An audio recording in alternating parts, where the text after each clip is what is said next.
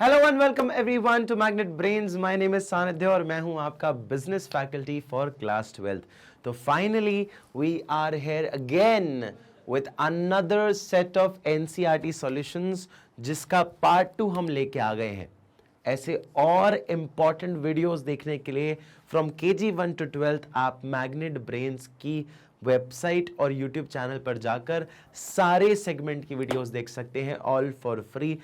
आपको ओलंपियाड्स देखने हो, आपको एनटीएससी की बात करनी हो, आपको सीयूईटी पढ़ना हो, आपको यूपी बिहार एमपी बोर्ड, इन सब चीज़ों के लिए आपके पास वीडियोस अवेलेबल हैं only on magnet brains channel, all for free, actually all for free, so you can definitely go and check it out।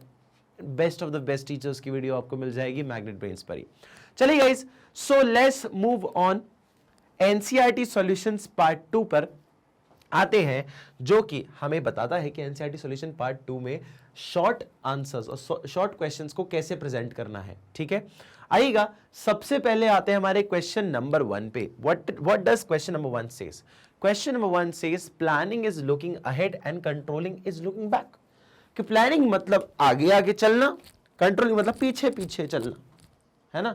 Controlling मतलब आगे आगे चलना और कंट्रोलिंग मतलब प्लानिंग मतलब आगे आगे चलना और कंट्रोलिंग मतलब पीछे पीछे चलना। मतलब क्या?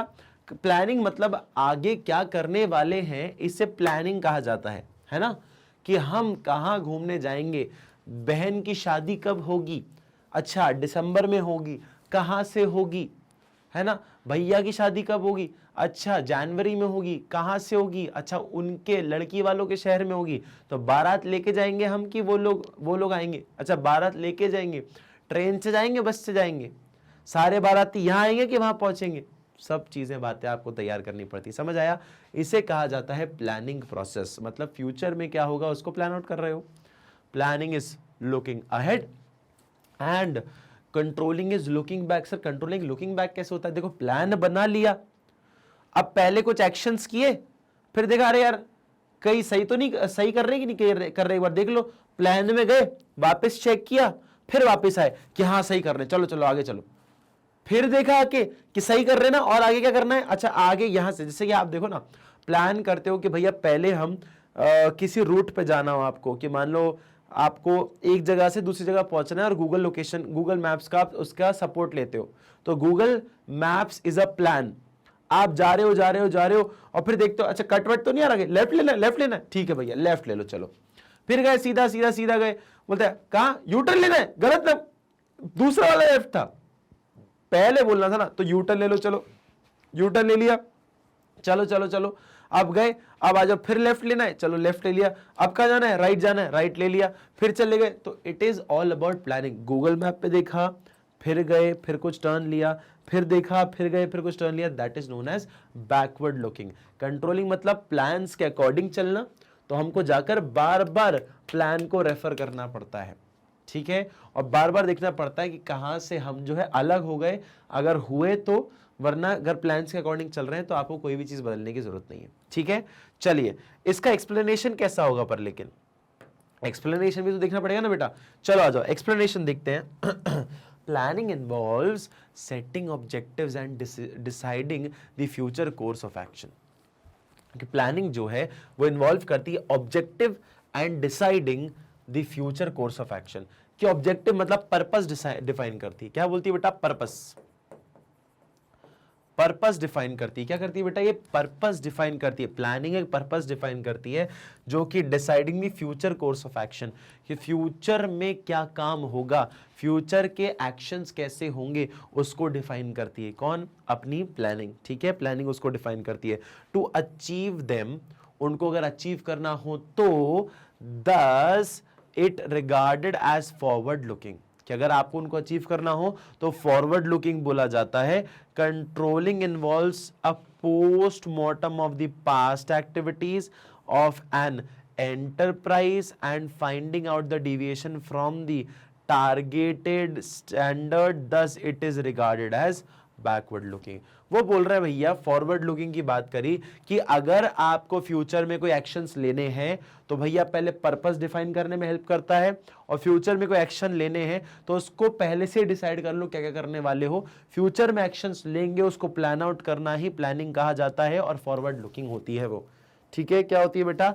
फॉरवर्ड लुकिंग होती है, आगे जाके क्या करेंगे।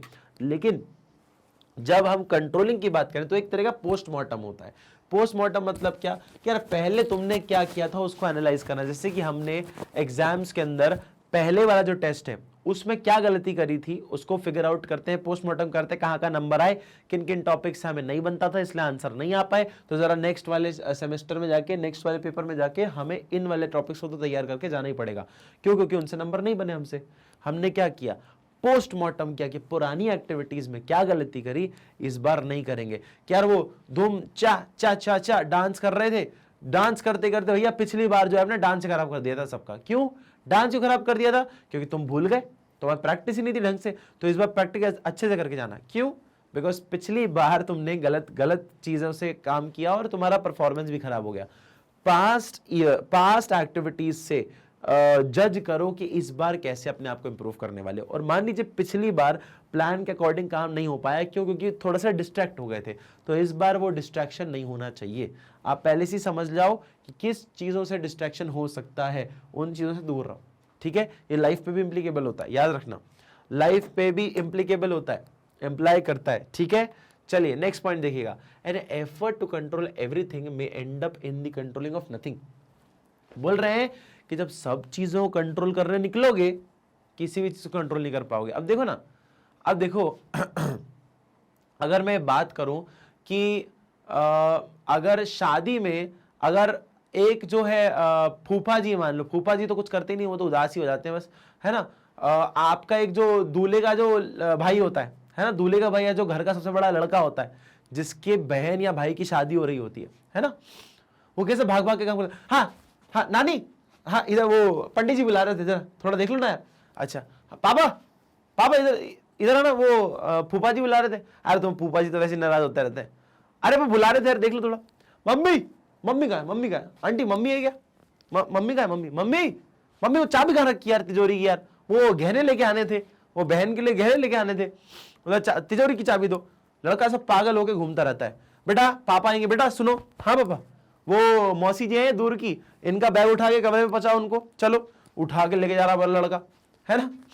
तो ऐसे काम करता रहता है। बेटा अब देखो, अगर वो खुद से डिसाइड कर ले कि भैया मेरे को पूरे परिवार में सबका काम मैं ही करूंगा, मैं हलवाई भी मैं ही चेक करूंगा, मैं पटाखे भी मैं ही लेके आऊंगा, बारातियों को भी मैं ही देखूंगा, है ना, होटल के रूम्स भी मैं ही देखूंगा, और कोई कुछ काम ही नहीं कर रहा, सब बैठे हुए चाय पी रहे, क्या कोई भी कंट्रोलिंग कर पाएगा? नहीं। शादी ब्याह में इसलिए हर व्यक्ति काम कर रहा होता है, सबका अपना अपना काम है ना, सबका अपना अपना काम है। नानी पंडित जी से मिल रही है, पापा जो है वो लोग मेहमानों का वेलकम कर रहे हैं, हमारा काम भागा दौड़ी वाला है ना। घर के बड़े लड़के भैया, भागा दौड़ी वाला मजदूरी वाला काम अपना, तो है ना। कोई चाचा मामा लगे होंगे भैया, कोई बाराती से बात करने के लिए, बैंड बाजे वालों से बात करने के लिए, है ना। चाचा वगैरह लगे होंगे अपने थोड़ा सा होटल के मैनेजमेंट वगैरह में लगे होंगे, है ना, कि भैया लाइटिंग इवेंट वाले का, कि भैया सब चीजें लग गई कि नहीं लग गई, सामान आ गया कि नहीं, हलवाई आए कि नहीं आए, है ना। फूफा जी हलवाई देख रहे हैं कि खाना अच्छा है कि नहीं। भाई साहब खाना हमसे तो पूछा ही नहीं किसी ने, हमसे तो पूछा ही नहीं, तो उनको खाना टेस्ट करवा रहे कि फूफा जी बता दो, कुछ कमी हो तो बता दो इनको, है ना, कच्चे खिलाड़ी हैं ये हलवाई हमारे, आप बता दो, आप अच्छा ज्ञान दोगे। ठीक है, तो ऐसे आपने काम बांट दिया। अगर एक ही इंसान ये सोचे कि किसी को कोई काम करने की जरूरत नहीं है, मैं काफी हूं, मैं सबके काम सारे कर दूंगा, तो बेटा at the end of the day वो कुछ भी नहीं कर पाएगा, वो at the end of the day कुछ भी नहीं कर पाएगा। इसी को कहा जाता है, इसी को क्या कहा जाता है? Management of exception, management by exception. जरा देखिएगा, if manager tries to control everything he may end up controlling nothing. उसको अगर लग रहा है कि भैया मैं हर चीज संभाल लूंगा और हर चीज संभालने में लग जाएगा, तो बेटा कुछ भी नहीं संभाल पाएगा। समझ आया? कुछ भी नहीं संभाल पाएगा कि भैया मैं ड्रम भी मैं बजा लूं, फ्लूट भी मैं बजा लूं, गा भी मैं लूं, गिटार भी मैं बजा लूं, और उसके साथ साथ भैया वो हारमोनियम भी मैं कर लूं, है ना, हारमोनियम भी मैं बजा लूं, ड्रम भी मैं बजा लूं, तबला भी मैं ठोक लूं, है ना, सेक्सोफोन भी मैं बजा लूं, अपना हाँ वो क्या बोलते हैं, सिंथेसाइज, मतलब कितने सारे आपके इंस्ट्रूमेंट आते हैं, उन सारे इंस्ट्रूमेंट्स को सबको अकेले ही आदमी बजा ले, ऐसा हो सकता है क्या? 1% बैंड नाम की कोई चीज नहीं होती है। ऐसी चीजें मतलब जो कि एक दो चीजें आप फिर भी कर सकते हैं। जैसे कुछ टैलेंटेड लोग हैं जो एक दो इंस्ट्रूमेंट एक साथ बजा लेते हैं, लेकिन बेटा इम्पॉसिबल है आप 10 इंस्ट्रूमेंट एक साथ बजाकर और गा भी लो, that is not possible. Saxophone जब बजाओगे तो गाओगे कैसे? सेक्सोफोन बजाओगे तो गाओगे कैसे? और जब गाओगे तो सेक्सोफोन नहीं बजा पाओगे, सेक्सोफोन बजाओगे तो गा नहीं पाओगे, कोरिलेटेबल है। फ्लूट कैसे बजाओगे सेक्सोफोन के टाइम पे, हाँ या ना? तो इसलिए लोगों की जरूरत पड़ती है। आप सब काम खुद करना चाहोगे तो फिर कुछ भी नहीं कर पाओगे। ठीक है, समझ आया? To make a control effective and economical, it must focus attention. It must focus attention on factors critical to performance. Example, in a large organization, keeping a close check on each and every activity will be very time consuming. बहुत ही time consume होगा and expensive. वो बोल रहा है जैसे कि टाटा की companies में, जैसे इतना बड़ा एम्पायर है बेटा, हर एक चीज पे एक बड़े ओनर का या बड़े व्यक्ति का ध्यान देना टाइम वेस्ट है, टाइम कंज्यूमिंग है बहुत ज्यादा। कि यार छोटी अब पाइप बदल रहे हैं, उसमें भाई रतन टाटा क्या करेंगे आके पाइप बदलते हुए देखते हुए, हाँ या ना? अब रतन टाटा बोले भैया पाइप भी बदलेगा तो मुझसे पूछ के बदलो, पाइप भी बदल रहे हो तो मुझसे पूछ के बदलो, है ना? कोई भी छोटे छोटा काम हो रहा है तो मुझसे पूछे करो। अब टाटा इंडस्ट्री बेटा इतनी बड़ी, कितना पूछेंगे, कितना पूछेंगे? उनके पास समय ही नहीं इतना, हजार लाख लोग आ जाएंगे एक साथ। रतन टाटा का एम्पायर इतना बड़ा है कि 1 लाख लोग एक साथ खड़े होंगे हर एक मिनट में कि सर ये वाली चीज है, ऐसा है, वैसा है, ऐसा है, वैसा है, ये प्रॉब्लम आ रही है, वो प्रॉब्लम आ रही है। पर ऐसे नहीं चलती ना ऑर्गेनाइजेशन। इसीलिए बोल रहे हैं कि अगर आप हर काम खुद करना चाहोगे तो कभी कुछ नहीं कर पाओगे। कि एक बिजनेसमैन मार्केटिंग भी खुद कर ले, अपना डीलिंग भी खुद कर ले, सेल्स भी खुद कर ले, प्रोडक्शन भी खुद कर ले, सारा काम खुद ही कर ले, तो फिर भैया बिजनेस चल ही नहीं पाएगा, कुछ भी नहीं कंट्रोल कर पाएगा। समझ आया? फिर therefore managers should pay serious attention. Manager को एक सीरियस अटेंशन पे करना पड़ता है to only such cases which are critical to success, कि जो सक्सेस के लिए जरूरी है उन पे ध्यान दो, और जो चीजें इतनी ज्यादा इंपॉर्टेंट नहीं है उसको भी हटा भी सकते हो, उनको भी हटा भी सकते हो। तो ट्राई कि आप इंपॉर्टेंट चीजों के ऊपर ध्यान दो। ठीक है, क्या बोलोगे आप? ट्राई कि आप इंपॉर्टेंट चीजों के ऊपर ध्यान दो। क्लियर है? समझ आया? यही चीज हमें यहाँ पे सिखाई जाती है। क्लियर है बेटा? कोई दिक्कत, कोई परेशानी? चलेगा। अब आते बेटा क्वेश्चन नंबर 3 पे। Explain how management audit serves as an effective technique of control. कि मैनेजमेंट ऑडिट सर्व कैसे करती है एक इफेक्टिव टेक्निक ऑफ कंट्रोलिंग को, है ना? अब बेटा ये सारे क्वेश्चंस आपको समझ आ रहे कि नहीं आ रहे, कमेंट सेक्शन में मुझे जरूर बताना। ठीक है, चलिए। Explain how management audit serves as an effective technique of controlling. Management audit serves as an effective technique of controlling because of the following advantage. कि फॉलोइंग एडवांटेज की वजह से हम जो है management audit serves as an effective technique of controlling. Management जो audit होती है वो एक इफेक्टिव टेक्निक बताती है कंट्रोलिंग की, because of the following advantages. इन फायदों की वजह से it helps to locate present and potential deficiencies in the performance of management function. कि मैनेजमेंट फंक्शन में क्या कमियां रह गई थी ये बताने की हेल्प करता है। ठीक है, ये बताता है। ऑडिट मतलब क्या होता है बेटा? ऑडिट का मतलब होता है careful review. Careful review, careful review का मतलब क्या होता है बेटा? बस देख रहे हैं कि क्या गलतियां हो रही है। ठीक है, एक रिव्यू देंगे, जो भी गलती पकड़ में आएगी उसका एक रिव्यू देंगे कि भैया ऐसी ऐसी चीजें सुधार लो और जो है उसके साथ जो है अपने आप को ठीक करो। एक एग्जाम्पल बताता हूं बेटा, एग्जाम्पल बताता हूं। जैसे मेडिकल कंपनीज होती है ना, फार्मा कंपनीज इनको बोला जाता है, फार्मा कंपनीज होती है जो कि दवाइयां बनाती है। वो क्या रहता है, जैसे अपना डोर रहता है ना, डोर अपना जो दरवाजा होता है। अब बेटा यहां भी ऑडिटर्स आते हैं, है ना? यूएसएफडीए के ऑडिटर्स आते हैं, यूएसएफडीए है ना? यूएस एफडीए की ऑडिटर्स आते हैं। सर ये क्या है? ये एक ऑडिट कमिटी है यूएस की, जो कि इंडिया से मेडिसिन खरीदने के लिए उससे पहले ऑडिट करके जाते हैं कि आप जो दवाइयां बना रहे हो वो हमारे सिटीजन्स के स्वास्थ्य के लिए अच्छी है कि नहीं, और जहां बन रही है वो कैसे मेंटेन किया जा रहा है, ठीक है, उस चीज को देखा जाता है। तो यूएस एफडीए जो है यहाँ पे चाहते हैं कि यूएस एफडीए आता है और ऑडिट करता है क्या आप क्वालिटी कैसे बना रहे हो, हाइजीन का ध्यान रख रहे हो कि नहीं रख रहे हो। तो ऑडिट करने आते हैं। अब क्या करते हैं पता है, गेट आया, गेट को खोला और गेट के ऊपर जो ऊपर का स्लैब होता है ना, कि जैसे मान लो ये गेट है, ये गेट मैंने ऐसा खोला, लेकिन ये ऊपर जो इसके थोड़ी सी धूल लगी होती है, उन्होंने ऊपर से, जैसे कि ये है, इसके ऊपर हल्की सी धूल लगी होगी, तो ये देखो आया, ये देखो बेटा, हाँ सही में धूल है, ये देखो सही में धूल है। अगर दिख रहा है तुम्हें तो सही में धूल दिखेगी कि स्क्रीन, ये जो टीवी है, ये जो स्क्रीन है, स्क्रीन के ऊपर जो स्लैब है उधर कौन साफ करता है? लोग स्क्रीन को साफ करके छोड़ देते हैं, लोग स्क्रीन साफ करके छोड़ देते हैं, हाँ या ना, लोग स्क्रीन को साफ करके छोड़ देते हैं। बेटा इसके ऊपर तो कोई धूल देखता नहीं है। ऑडिट करने वाले आए फार्मा इंडस्ट्री के अंदर, उन्होंने धूल देखी, उन्होंने बोला देखो तुम डस्ट में बना रहे हो दवाइयाँ, ये डस्ट पार्टिकल्स दवाई में जाते होंगे, लोगों की हेल्थ के लिए खराब है, हाइजीन मेंटेन नहीं करते हो तुम लोग, ऑडिट फेल तुमसे मार्केट, तुम यूएस मार्केट में तुमसे कोई भी वो नहीं खरीदेगा, दवाइयाँ नहीं खरीदेगा, हम नहीं खरीदवाने देंगे क्योंकि तुम लोगों ने हाइजीन मेंटेन नहीं किया। ऐसी भी चीज़ देखी जाती है। उसके बाद सर और क्या होता है और बताऊं?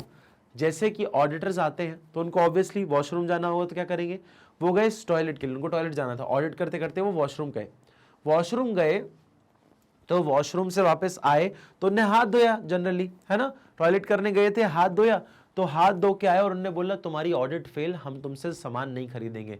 तो सब लोग ऐसे पागल हो गए कि क्या मतलब ऑडिट क्यों फेल सर, मतलब ऐसा क्या हो गया, मतलब ऐसा क्या है सर कि ऑडिट फेल कर दिया, आप वो भी वॉशरूम से आए तो, मतलब ऐसा क्या कर दिया? बोलते हैं ठंड का टाइम चल रहा है, दिसंबर की पीक ठंड की बात करते हैं, दिसंबर या जनवरी की पीक ठंड की बात है।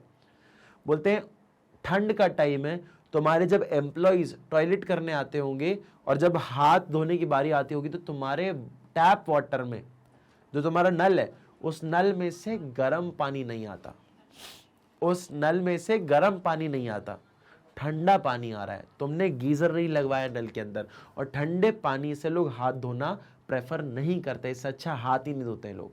ये एक ह्यूमन साइकोलॉजी की ठंडे पानी से हाथ धोएंगे, इससे अच्छा हाथ ही मत धो। और उन्हीं हाथों से आप लोग दवाइयां वगैरह, मतलब मशीनें यूज कर रहे हो, दवाइयां वगैरह बनती होगी और पता नहीं कहां कहां छूते होंगे लोग, इसलिए ऑडिट फेल। सर इतना ज्यादा तक देखा जाता है बेटा? हाँ देखा जाता है। यही ऑडिट का बात होती है। ऑडिट मतलब एक केयरफुल रिव्यू है कि कैसे आप काम कर रहे हो, ठीक है। फिर it helps to improve the control system by monitoring, ये कंट्रोल सिस्टम को हेल्प करता है by monitoring the performance of management की परफॉर्मेंस को मॉनिटर करके। It helps to improve the control system, जो कंट्रोल सिस्टम है उसको इंप्रूव करने की बात करता है by monitoring performance of management का परफॉर्मेंस को मॉनिटर करके कि कैसा मैनेजमेंट हो रहा है, उसकी परफॉर्मेंस को मैं देख रहा हूं, मॉनिटर कर रहा हूं। वो मॉनिटरिंग हेल्प करता है कंट्रोल सिस्टम को और बेहतर बनाने के लिए। क्यों? क्योंकि जो भी गलतियां होंगी आप उसको ऑब्वियसली इंप्रूव करोगे। गलती हो रही है, इग्नोर कर रहे हो, ऐसा तो कोई करता नहीं है ना, और कर रहे हो तो बेवकूफ हो, ठीक है। फिर आता है it improves coordination among various department, बहुत अलग अलग डिपार्टमेंट्स के बीच में बेटा आपका कोऑर्डिनेशन इंप्रूव हो जाता है। कोऑर्डिनेशन इंप्रूव क्यों होगा सर? क्योंकि कोऑर्डिनेशन ये कहता है कि जब आप अपना काम प्लान्स के अकॉर्डिंग कर रहे हो और सब target according to the plan complete करते जा रहे हो, तो सबको पता होता है कि प्लान क्या है, सबको पता है कि प्लान क्या है। तो जब सब अपना अपना काम अच्छे से अकॉर्डिंग टू द प्लान करेंगे तो आपस में कोऑर्डिनेट भी कर पाएंगे कि यार एक महीने बाद इसको 500 प्रोडक्ट बनाने थे, मुझे 500 बनाने थे, इसको भी 500 बनाने थे, और हम सब अगर वही टारगेट कंप्लीट कर रहे हैं तो हमारे लिए कोऑर्डिनेट करना बड़ा आसान हो गया ना। तूने प्रोडक्ट बना लिए? हाँ बना लिए। तूने बनाया? हाँ मैंने बना लिए। तूने बनाया? बोलता है मैंने बना लिए। कोऑर्डिनेशन कितना आसान हो गया। लेकिन इसने बनाया 300, इसने बनाया 400, मैंने बनाया 350, तो बोलता है तेरा हुआ क्या? नहीं यार 200 बच्चे हुए हैं। अच्छा तेरा? नहीं यार 100 बच्चे हुए। मेरा? मैं 150 बच्चे हुए यार। यार मेरे तो ना मैं तो बीमार हो गया था। ये बोलता है मैं तो बीमार हो गया था यार, मैं कैसे बोलूँगा बॉस को कि बीमार हो गया था और फिर नहीं बना पाया। बोलते यार मेरे तो मामा की शादी थी यार, मेरे को जाना पड़ा था, और मैं बोल रहा हूँ मेरे तो एग्जाम थे यार, मैं क्या करूँ। मतलब आपस में कंफ्यूजन क्रिएट हो रहा है, कौन कितना बनाएगा, तू मेरा बना दे, मैं तो थोड़ा सा तेरा बना दूं, जिसका पहला हो गया वो दूसरे की हेल्प कर देगा, कोऑर्डिनेशन थोड़ा सा मेस्ड अप हो जाता है, ठीक है। फिर देखिएगा next point, it ensures updating of existing managerial policy and strategies. ये इंश्योर करता है कि हम मैनेजर पॉलिसीज अभी चल रही हैं उनको अपडेट करें और स्ट्रैटेजीज को भी अपडेट करें, क्योंकि बेटा मार्केट में बिजनेस जो है, एनवायरनमेंट में जो बिजनेस है वो डायनेमिक नेचर का है, हर समय बदलता रहता है, तो आपको भी अपने तरीके बदलने पड़ते हैं प्रॉपर मैनेजमेंट के लिए। मैनेजमेंट अच्छा चाहिए तो आपको कंट्रोलिंग अच्छी करनी, तो आपको अपनी पॉलिसीज और स्ट्रैटेजीज को भी बदलना पड़ेगा। ये कुछ आपके पॉइंट्स हैं जो कि आपको याद रखने पड़ेंगे, ठीक है बेटा। चलिए आइएगा नेक्स्ट पॉइंट में, क्वेश्चन नंबर 4। क्वेश्चन नंबर 4 के अंदर जरा स्टोरी को एक बार पढ़ना चालू करिए, स्टोरी को पढ़ना चालू करिए और देखिए क्या बोलना चाहते हैं। चलो बेटा आइए देखते हैं। Mister Arfaz had been heading the production department of Writewell products limited. यार ये ना प्रोडक्शन हेड है, ये प्रोडक्शन हेड है, हेडिंग द प्रोडक्शन डिपार्टमेंट, कि प्रोडक्शन डिपार्टमेंट को हेड कर रहे हैं, मतलब हेडिंग प्रोडक्शन हेड है of Writewell products limited, a firm manufacturing stationery item. क्या बोल रहे हैं कि राइटवेल प्रोडक्ट्स जो है लिमिटेड है वो स्टेशनरी आइटम बनाती है। The firm secured an export order that had been completed in priority basis and production target were defined for all the employees। बोल रहे हैं यार इनको क्या हुआ, इनको ना एक्सपोर्ट का ऑर्डर आया जो कि कंप्लीट कर दिया प्रायोरिटी में, बिकॉज प्रोडक्शन टारगेट जो है, प्रोडक्शन टारगेट डिफाइन कर दिया गया था एम्प्लॉयज के लिए। One of the worker mister Bhanu Prasad fell short of his daily production target by 10 units for 2 days consecutively. वो बोल रहे हैं यार एक भानु प्रसाद नाम का आदमी है, भानु प्रसाद नाम का आदमी है जिसने डेली का प्रोडक्शन, उसका कुछ टारगेट होगा, उसमें से वो 2 दिन लगातार जो है, 2 दिन उसने लगातार 10-10 यूनिट कम बनाए, 2 दिन लगातार उसने 10-10 यूनिट्स कम बनाए। Mister Arfaz approach Mrs Vasundhara, mister Arfaz Mrs Vasundhara के पास गए, मतलब प्रोडक्शन हेड मिसेस वसुंधरा के पास गए जो कि सीईओ है कंपनी की, मतलब प्रोडक्शन हेड जा रहा है सीईओ के पास, to file a complaint against Bhanu Prasad, कि भानु प्रसाद के लिए भानु प्रसाद की कंप्लेंट करने के लिए वो सीईओ के पास गया, मतलब वसुंधरा के पास, and requested her to terminate his services. मतलब बोल रहा है सिंपल सी बात, फायर कर दो, निकाल दो उसको, भानु प्रसाद को निकाल दो। Explain the principles of management control that missus Vasundhara should consider while taking her decision, कि वो बोल रहा है कि एक्सप्लेन करो कौन सा प्रिंसिपल ऑफ मैनेजमेंट है जो कंट्रोल कर सकता है, management principal of management control that missus Vasundhara should consider, कि उसको क्या कंसिडर करना चाहिए बिफोर वो अपना एक डिसीजन ले, ठीक है। डिसीजन ले उससे पहले उसको किस तरह से सोचना चाहिए, आइएगा देखते हैं। The principle of management control that missus Vasundhara should consider while taking her decision is management by exception. Management by exception, management by exception का मतलब क्या है, according to the technique an effort to control everything may end up controlling nothing, कि यार सब चीज को control करने निकलोगे ना तो आप शायद कुछ भी ना कर पाओ। अब देखो सर कैसे सब चीज कर रहे हैं, तो अपना काम कर रहे हैं ना। अब बेटा काम क्या कर रहे हैं, सिंपल सी बात देखो ना, स्टेशनरी आइटम बना रहे थे, प्रोडक्शन वगैरह कर रहे थे। अब देखो ना क्या हुआ, अचानक से एक्सपोर्ट ऑर्डर आ गया, एक्सपोर्ट ऑर्डर आ गया और उसको प्रायोरिटी में करके देना था। तो यार प्रायोरिटी में करके देना था एक्सपोर्ट ऑर्डर को, इस वजह से पूरा ध्यान जो है एक्सपोर्ट ऑर्डर की तरफ चला गया।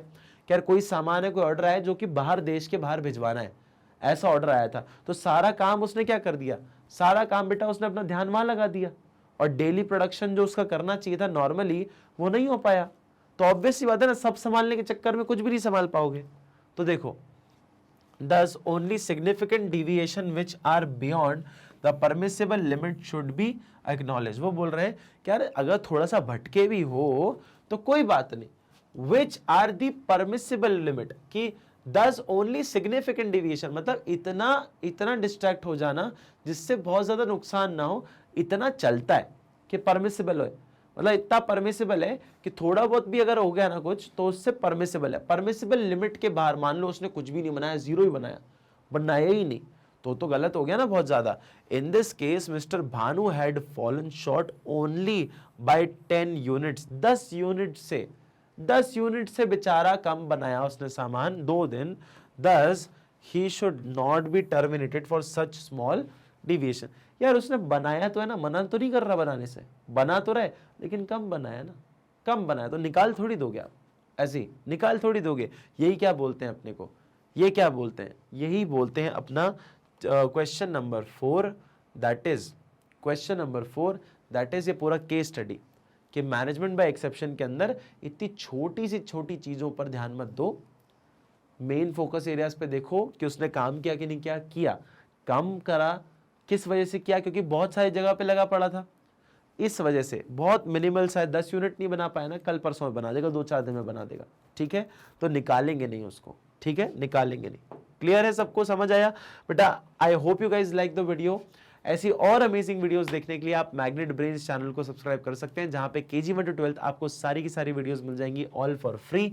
CBSE इंग्लिश मीडियम हो, स्पोकन इंग्लिश हो, CUET हो, NTSC olympiad, CBSE Hindi medium ही हो, भले हिंदी मीडियम के लिए अपने पास अलग चैनल भी है, यूपी, बिहार, MP बोर्ड, ये सारे बोर्ड्स के अंदर आप जो है वीडियोस ले सकते हो, ऑल फॉर फ्री। टैबलेट हो, मोबाइल फोन्स हो और लैपटॉप हो, किसी भी तरह के ऐसे मोबाइल फोन्स, लैपटॉप और टैबलेट के ऊपर आप जो है बिल्कुल सारी वीडियोस मैग्नेट ब्रेन्स के यूट्यूब चैनल और मैग्नेट ब्रेन्स की वेबसाइट पे जाके आप देख सकते हैं। आप चाहें तो बेटा ई नोट्स और ई बुक्स भी आप अवेलेबल कर सकते हैं। कैसे अवेलेबल करेंगे बेटा? डिस्क्रिप्शन में लिंक है, उस लिंक को प्रेस करें और जाकर आप इन वीडियोस को इन नोट्स और इन बुक्स को आप अवेल कर सकते हैं, जो कि आपको 100 में से 100 या फिर 95+% लाने में हेल्प करेगी। और आप चाहें तो आप हमें और दूसरे सोशल मीडिया प्लेटफॉर्म्स पर भी फॉलो कर सकते हैं, जैसे कि ये फेसबुक, इंस्टाग्राम, ट्विटर और टेलीग्राम, यूट्यूब पर भी। Thank you so much, have a nice day.